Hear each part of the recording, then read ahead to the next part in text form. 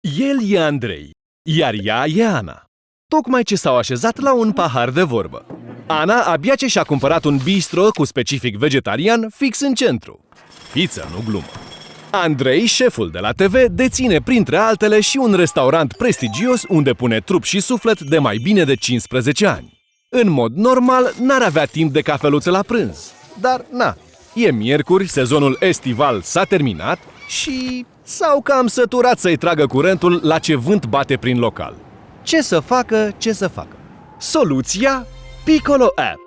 Aplicația cu potențial viral care elevează experiența culinară și îți crește business-ul cât ai zice pește. Piccolo App vrea să devină partenerul tău din spatele cortinei. Misiunea? Să te ajute să vezi partea plină a restaurantului în fiecare zi.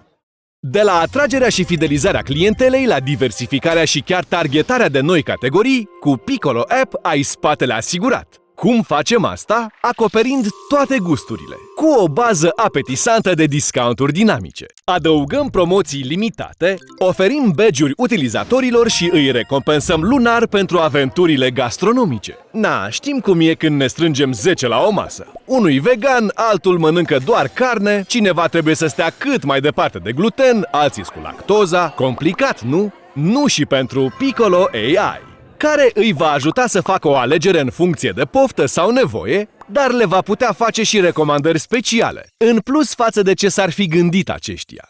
Practic le va citi gândurile. Cu fiecare interacțiune, Piccolo învață tendințele clienților tăi ca tu să-ți poți customiza meniul și eficientiza inventarul.